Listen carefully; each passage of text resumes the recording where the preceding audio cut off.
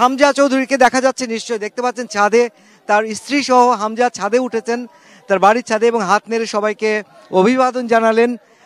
আমরা একটু কাছে থেকে দেখাতে চাই। হামজা চৌধুরীকে দেখার জন্য অসংখ্য মানুষ কিন্তু এই বাড়ির ভিতরে জোর করেই ঢুকে পড়েছে একরকম। এই মুহূর্তে সিলেটের হবিগঞ্জে হামজা চৌধুরী গ্রামের বাড়িতে রয়েছেন সহকর্মী মুশফিকুর রহমান। আমরা সরাসরি যুক্ত হচ্ছি তার সাথে। মুশফিক, হামজাকে ঘিরে পরিবারের সদস্যদের মাঝে ব্যস্ততা কেমন দেখছেন, আর আজ রাতে তো ঢাকায় ফেরার কথা রয়েছে হামজার, এ বিষয়ে জানাবেন। হামজাকে নিয়ে ব্যস্ততা, বাড়ির মানুষ না যত ব্যস্ত, তার চেয়ে বেশি ব্যস্ত এখানে হামজার সঙ্গে দেখা করতে আসা মানুষগুলো, স্থানীয় মানুষগুলো, এবং এমনকি দূর দূরান্ত থেকে অনেক মানুষ এখানে এসেছেন। কালকে তো হাজার হাজার মানুষের সমাগম ছিল এই বাড়িটিতে, এবং আজকে সকাল থেকে আমরা এখানে আছি। সকাল থেকে এই বাড়িটির সামনে কিন্তু শত শত মানুষের ভিড়।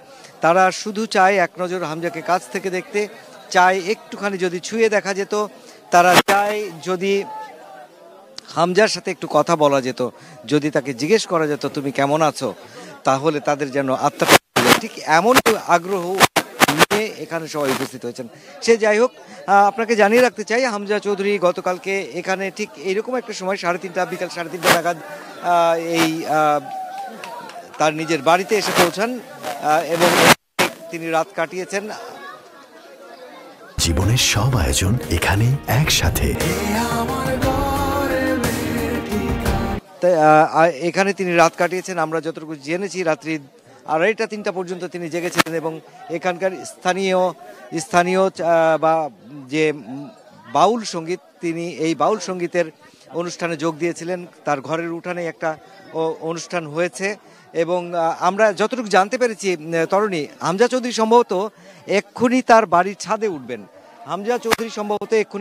ছাদে উঠবেন। তো মানুষের ভিড়টা, আগ্রহটা আরও বাড়ছে। যদিও আমরা একটু চেষ্টা করব তাকে দেখার জন্য, যদি আমাদের টাইম ফ্রেমের মধ্যে মিলে যায় এবং হামজাকে যদি আমরা পেয়ে যাই।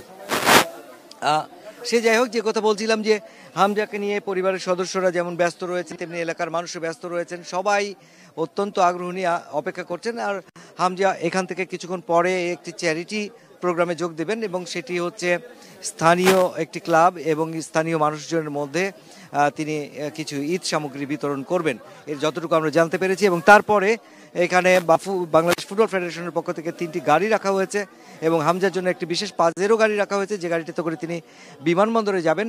এখান থেকে আনুমানিক 4:30 নাগাদ পুরো দল বলতে হামজা চৌধুরীর বহরটা বিমানবন্দরের উদ্দেশ্যে রওনা দেবে, এবং সেই বহরে তার বাবা থাকবেন, মা থাকবেন।